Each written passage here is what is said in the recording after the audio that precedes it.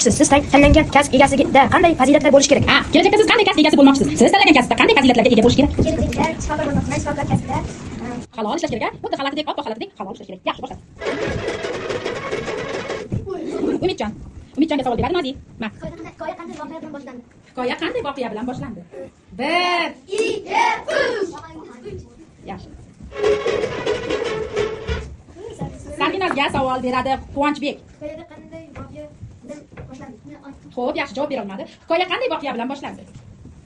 1 2 3. Yaxshi.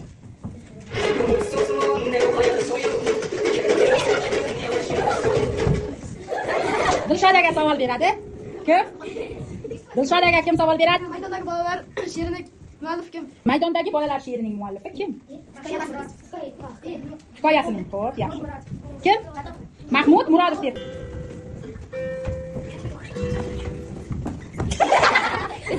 Ibrohimga Binafsha savol beradi. Kelajakda kim bo'lmoqchisiz? Kelajakda kim bo'lmoqchisiz? Stomatolog. Yaxshi. Boshladik. Quvonchga savol beradi. G'ani kim bo'lmoqchi edi? G'ani qaysi kasb egasi bo'lmoqchi edi? 1 2 3. Hangiz bo'ldi bu?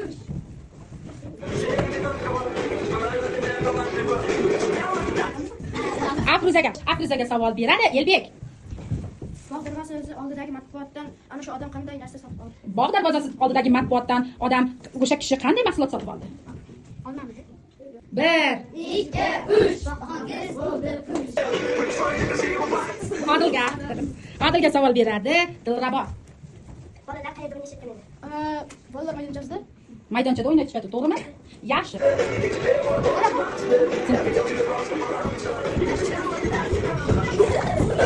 Sizlar tez vaqtinchalik o'tiring, tez. Xo'sh, savol beradi Elbek. Anvar qurmoqchi bo'lgan bolalar markazida qanday sport turlari bor edi? Anvar qurmoqchi bo'lgan bolalar markazida qanday sport turlari bor edi? Tennis, suzish, futbol maydonchasi. Noto'g'ri. 1 2 3. Hangiz bo'ldi bu? Demak, noto'g'ri. Endi, xo'sh, savolni Bobirshohga Nozigul beradi. Anvar orzusi haqida so'zlab ber. Anvarning orzusi haqida so'zlab bering. Anvarning orzusi 1 2 3. Hangiz bo'ldi bu? Birodar do'kondan nima oldi? Gazeta. To'g'rimi? Gazeta yana so'zlab oldi.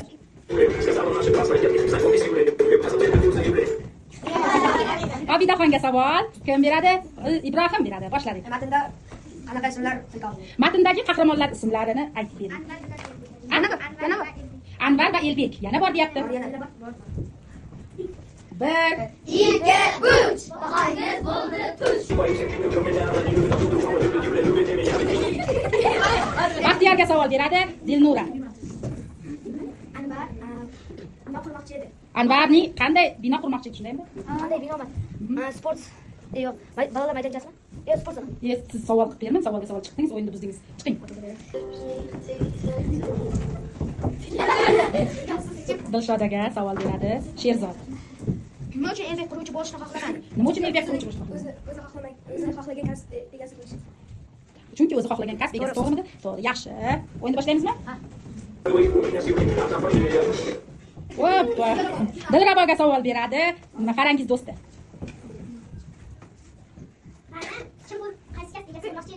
Qaysi kasb egasi bo'lmoqchi edi? Ustoz. Demak, Bibisoraga savol beradi Azizbek. Kitob varaqlari. Siz demak o'qimagansiz-da? O'qimadingmi? Yo'q. O'qimadingmi? Yo'q. O'qimadingmi? Haqiqatni aytyapsiz-da, siz o'qimadingmi, o'qidingmi? O'qidim. Xo'sh, bering savolingizni. Hikoyada voqeani o'zingiz tushungancha so'zlab bering. Hikoya voqeasini o'zingiz tushunganini qisqa va lo'nda qilib so'zlab bering. Matnning boshlanishi holdan toyib kelayotgan edi. Keyin bolalar unga bir so'zni aytib, o'ziga keltirdi. Bo'lasan dedi. Keyin Elbek To'g'rimi? Yaxshi, davom ettiramiz.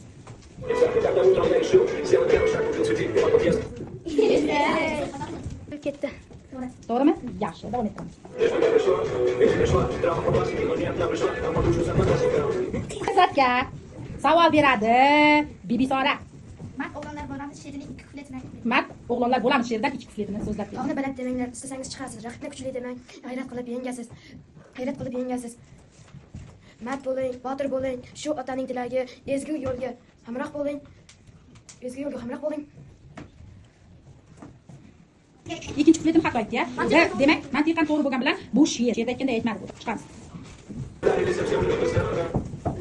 Dilshodaga navbat. Savol beradi Ibrohim.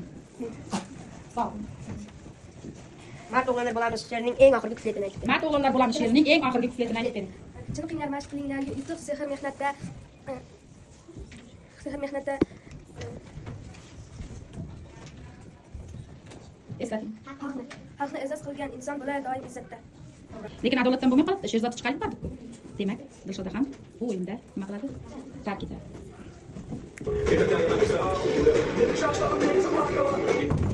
Demak, Nozimaga savol beradi Odilbek.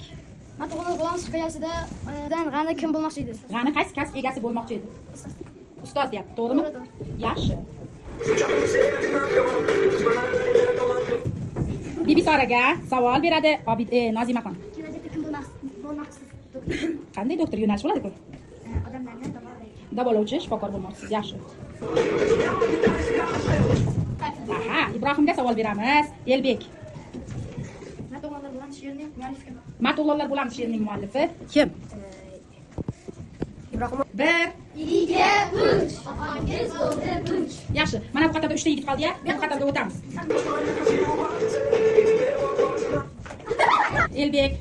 Elbekga savol beradi Dilrabo. Mard o'g'lonlar bo'lamiz she'ridan 3-kupletini aytib bering. Mard o'g'lonlar bo'lamiz she'rining 3-qatorindagi.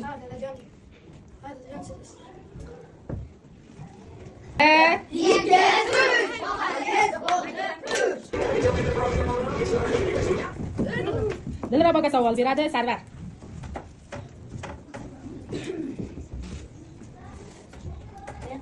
Qanday voqea bo'ladi? Hikoya qanday voqea bilan boshlandi? Bir odam ishdan charchab, boshi og'rib, ikki chekkasi og'rib kelayotgan edi. Holsiz, hamma joyi og'rib kelayotgan edi. Yaxshi.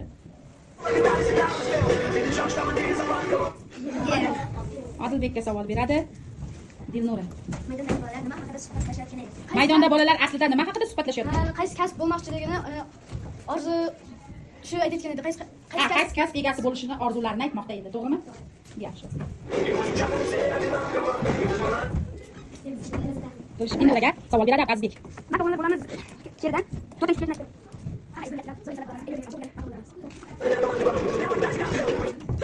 Nozimaga savol beradi Odilbek. Fotomal qilishning muallif Cho'tan baliq olishning muallifi. Kasab qilib bergan hozir kishi 7 talik misol.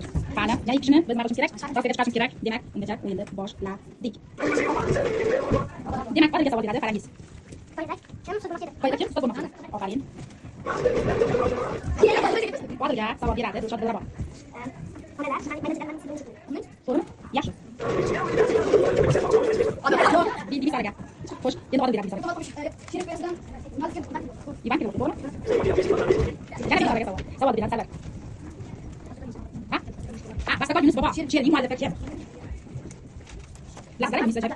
Abbasin qo'lab ketdi. Demak, yo'q deb javobdan chiqamiz. Endi siz Farangiz oldik o'tiring. Biz javob olib qoldik. Bir kishini grammalar orasidan chiqarishimiz kerak. Xo'sh, o'sha kishi kim bo'lishi mumkin? Endi buni bizning tezkorligimiz javob berishimiz bilan boshladik. Odilga savol beradi. Mard o'g'lonlar bo'lamiz she'ri kimning tilida aytilgan? To'g'rimi? To'g'ri, yaxshi.